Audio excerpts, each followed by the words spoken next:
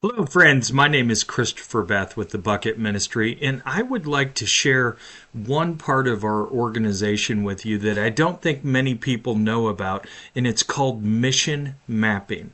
But before we get there, I think everybody knows how we use this filter to share God's love through the gift of clean, safe drinking water all around the world. This is the amazing Sawyer water filter, manufactured by our friends at Sawyer Products in Tampa, Florida. And several years ago, I was introduced to a technology that I'm going to share with you today, and details about that technology that, frankly, at first I didn't see the impact of it, but now we've been using this technology since 2019, and it has changed our organization.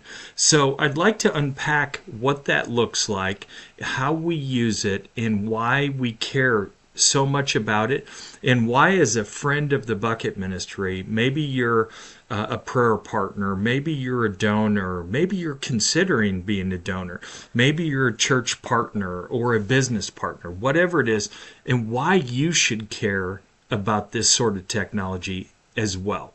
So let's dig into it. First of all, we call this technology mission mapping. And mission mapping is a very simple term that refers to this platform or this process that we have built at the Bucket Ministry. First of all, it is built on a GIS platform. What is GIS? Well, I don't want to make this super complicated, but understanding a little bit of the skeleton is going to help us understand the body so much more. So GIS, what is it? It's Geographic Information Systems. GIS is a tool that uses maps and data to help us see where things are and understand what's happening in different places. So I'm a pretty simple guy. I think I need things boiled down to a 5th grade level. So this once was described to me as, think of it as if you have a map and you had a data and they had a baby. That's GIS. So I'd like to share with you why we care about this technology so much and why you should as well. Well, first of all, the greatest thing about GIS, I think, for us, is it provides real-time monitoring and evaluation of our work in the field.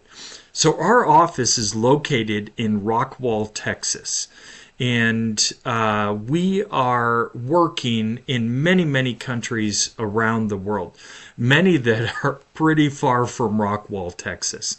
So we need to be able to know real time what is happening in those countries around the world. And that real time monitoring is important because we want to correct things that are happening that maybe aren't up to our standards.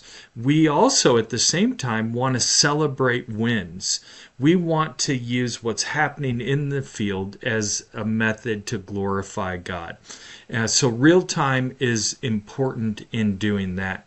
So how this entire process works is every single one of these barcodes or filters that we distribute has a barcode on it. And that barcode is unique to the filter, which means it's unique to the family that this filter is distributed to. So when our missionaries are in the field, they start their work by scanning the barcode and collecting data from the family. So when they distribute the filters, they are scanning this barcode and collecting data. When they do follow-up visits, they are scanning this barcode and collecting data. When they teach a discipleship lesson in someone's home, they're scanning this barcode and collecting data. When someone makes a decision that they want to be baptized, they're scanning this barcode and collecting data. So this work is happening in many places, far, far away, as we talked about. So what happens then is if that missionary is got cell signal or if they're on Wi-Fi, we will get that data immediately right here to our office in Rockwall, Texas. And we will be able to tell with precision accuracy of where the interaction just happened somewhere around the world, because we'll have exact latitude and longitude. We'll be able to tell how many minutes the missionary was in someone's home. We will be able to tell exactly what lessons were taught by the missionary. We will be able to tell if there was a profession of faith made, if the filter was functioning. We will know a lot of information by this real-time monitoring and evaluation that all starts with the missionary scanning a barcode just like this. And so you may ask, why is this important to me? Chris, why do I care about this? Well, as a partner of the Bucket Ministry, whether you are committed to pray for us, whether you're a donor, whether you're considering being a donor, or any other type of partner, you should care where the resources are deployed to around the world. And so we are able to show for our donors that want to know, we're able to show them exactly where their resources have gone. And not everybody cares, but some do. And so, for example, if we have a donor that gives us $50 to bring a filter to South Sudan, we are able to show that donor with precision accuracy where their resources have gone, and a live picture of the family in a brief bio on that family. So they're able to see almost immediately where their money has gone to work. And we believe that this type of accountability, proving where we've used your resources, is valuable. Next, why do we care about this? Well, this is a way that we hold our partners in the field accountable to their work that they should be doing. So the old way of doing things might be me grabbing my phone and sending a text on WhatsApp or another platform to a partner, let's say in Uganda, and let's make up a name. His name's Bob. So I would text Bob, "Hey Bob, what did you do today?" And Bob would list out all the things that he did. But I would have no way to verify that what Bob's telling me is factual. But with mission mapping in GIS technology, we are able to see whenever a barcode is scanned. So every field interaction that happens around the world at the Bucket Ministry has to have a barcode scan. And that barcode is on the filter. And that filter is in someone's home. So we have built a system around this accountability of scanning a barcode, collecting data, which represents evidence of the work that was done. So what I'd like to do now, if I could, is walk you through a few examples of what it looks like and what it could look like for us to show different types of data in different situations. So, for example, this is an assessment dashboard for a campaign in a slum in Port Shepstone, South Africa. And this is an ongoing assessment right now. And we've got a small team working there. And what an assessment is before we go to work, teams will go door to door and they will interview people that are home and put a GPS position, put a GPS dot on every home so we know how many filters we need for this specific campaign. So currently, this team has interviewed 2,600 homes in this area, and they know that there's about 5,200 people that are currently living there, and you'll be able to tell soon that we're not quite done with this yet, but the average household size is only 2 which is very unusual for most of the world. We're actually gathering tribal information as well, and the people that are living there, and we're grabbing language information. What is the predominant language in that home? So why is that important? Well, if we're delivering discipleship materials, we want to know the language that people are using in the home, so we provide the right materials in the right language. Now, you can also see a map here. If we expand this map a little bit, you will be able to see the exact GPS positions of the homes that have been assessed. And the rest of the area where we hope to serve is highlighted there. So you'll eventually be able to see that these other areas here will be filling in over time. So this is just one example of an assessment dashboard. Let's look at another one. This is an assessment dashboard for one of our largest campaigns now in Nairobi, Kenya, in the Kawangware slum. We had a team of about 40 people that spent over a year going door to door doing a census of every single home inside the Kawangware slum. And they counted 152,000 homes, about 624,000 people, average household size of about 3.9 people. We know all the different people groups that live there. We know the predominant languages. And then, just like the other assessment dashboard, we can see exactly where all these people live. So we know how many filters are needed for this particular campaign. Let's look at a different one, a much smaller one. This one is in South Sudan, a partnership that we have with an organization in Houston called Every Village. And this area has been assessed, about 2,400 homes, 17,000 people. And oh my, look at the household size of 7.3. We know the people groups, and we know the primary languages. Now, if we look at this map on the assessment, this one is quite interesting. All the blue dots represent exactly where all the homes are. Then if we open this up, and let's just take off all those blue dots. Now we can see where water sources are. We can see where schools are located. We can see where churches are located. And we can see where medical clinics are located. And while we do not focus on building schools, building medical clinics, or building churches. We plant churches, but we physically don't build churches. There's a deep need that we have to know where all these things are within these service areas, because they will dramatically affect our campaign in that area. So let's look at something else as far as the mission mapping is considered. Here is a dashboard that is a progress dashboard. The previous three dashboards that you were looking at were assessment dashboards.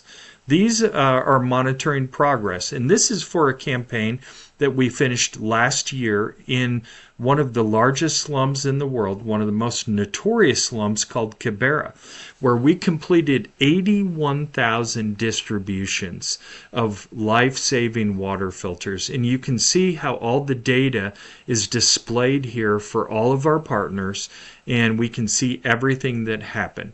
Let's go ahead and look at a different campaign. This is a campaign in Accra, Ghana, in the Nima slum.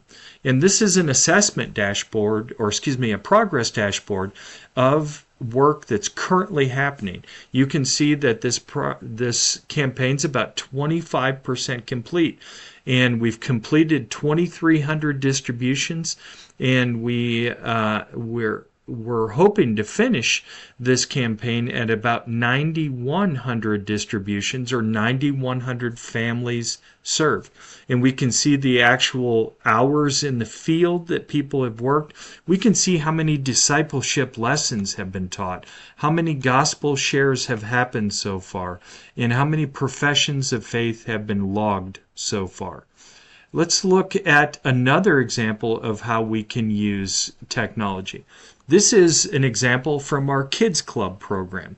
Many of you already know, but we have a program that we minister to children of families that have received the water filters separately in VBS type settings. And this is a dashboard where we are monitoring all the children that have come through our program, and so that our donors and the sponsors of these programs can see exactly where all their resources have gone. Now, I'd like to end this view of dashboards with just an interesting last dashboard. And this is, for me, an exciting dashboard. And I really never thought much about this, but many of the people we serve have smartphones. And why do we care as a water ministry if somebody has a smartphone? Well, we care because we have partners like the Jesus Film Project, and they have given us devices that are called Wi-Fi boxes that allow us to transfer Bibles in the heart language of the people that we're serving to the recipients of these water filters. So knowing how many people have a smartphone tells us if we are able to transfer Bibles to their smartphone digitally, or we have to have maybe an audio Bible or a printed Bible on hand to be able to serve them, to get God's Word into their hands. So I think these are great examples of how we are able to use mission mapping to graphically display our work around the world. So I really have two more things at this point to show you that are quite exciting. So first of all, I would like to show you a report of how we receive some data back daily and that I personally analyze every single morning. So this report is called Chris's report. And this is really the report that I want to look at every single morning to know what work was done around the world. So first of all, I'm going to show you the skeleton of this report, and then I'll share the importance of this report with you. So first of all, column B is the country. Column C is the name of the village. Column D is the date of the interaction. Column E is the collector or the missionary team that is collecting data. Column F is the type of interaction. And as we scroll through this, you will be able to see that there are follow-up 3s, follow-up 1s, 2s. You will be able to see that there are distribution groups and individual distributions.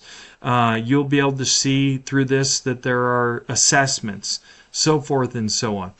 And then column G is the campaign. So we track all of our work by separate campaigns. And this is the designation given for this campaign, and this is also how we do our accounting. So every campaign has a separate set of accounts, and we track expenses and we track revenue for those campaigns separately. Column H is the adults in the house that day. Column I is the children 5 to 17 years of age in the home that day. And then column J is the amount of children 4 and under in the home. Column K is a question that we are asking, do they follow Jesus? Column L is asking, are we going to teach a discipleship lesson in their home that day? And that lesson may be evangelical. It may be more of a long-term discipleship lesson that we're teaching. Column M is if we taught a lesson, what lesson did we teach? And then column N is how many times or how many people heard the gospel in that home that day. Column O is how many minutes were we in the home that day. Column P is latitude, and column Q is longitude. So when we start to consider these all these lines of data that are coming in, each individual line is important to note. And what I mean by that is each line is a separate interaction with a separate individual or family. So on this day, December 5th, 2025, we can scroll down and let's look at all the places that were served. So we see at the top, we see Peru, a project in partnership with our friends at Kingdom Ventures, James Grayson and Kingdom Ventures. And then we look at a project here in the Nema slum in Accra, Ghana, in the village of Alaska. And as we're scrolling down, we're seeing more and more data. Next, we can see data coming in from the Kawangware slum in Nairobi, Kenya. And this is going to be a lot of the data that's on this particular sheet. So I'm going to fast forward this through the Kawangware data. And I think you'll be probably amazed at just the volume of data coming in from one day's activities. So as we scroll down here, we'll eventually get out of Kawangware and we'll start seeing more data. Now here's data coming from a new project in Kisumu, Kenya, in a slum called Nylinda, and we are currently assessing that slum or going door to door and putting GPS pinpoints on every home. Now remember, each one of these lines is separate data that's been collected, a separate interview that's been collected with somebody. Oh, here's an interesting project. This is data coming in from the Jenta slum in Nigeria, just in Jos, Nigeria. So we see follow-up data here. Next, we see data coming in from Brazil, from the Quilombolas project in the state of Pará in the Amazon basin in Brazil. And next we see follow-ups coming in from South Africa. And then we see some information coming in from Sierra Leone, from the Grafton slum. We've got some distribution data and follow-up data. Next, we see more data coming in from South Africa. This is assessment data for the Mkolombe slum in South Africa. And then we see some data from South Sudan, which would be clinic assessments coming in. So this is a great example of data that comes in every single day that we collect, that we monitor, and that we evaluate. Now, one last thing I would like to share with you is a different viewpoint. And this is data, and this is a report that we made for our friends at Revelation Media, the amazing folks at iBible, Steve Cleary and his team there. So the data that you're looking at right now is showings of the real story of Jesus, a 9-minute clip that walks the viewer in their heart language all the way through Genesis to really Jesus' ascension. And we are monitoring and evaluating every home that we show that video in for our friends at Revelation Media and iBible.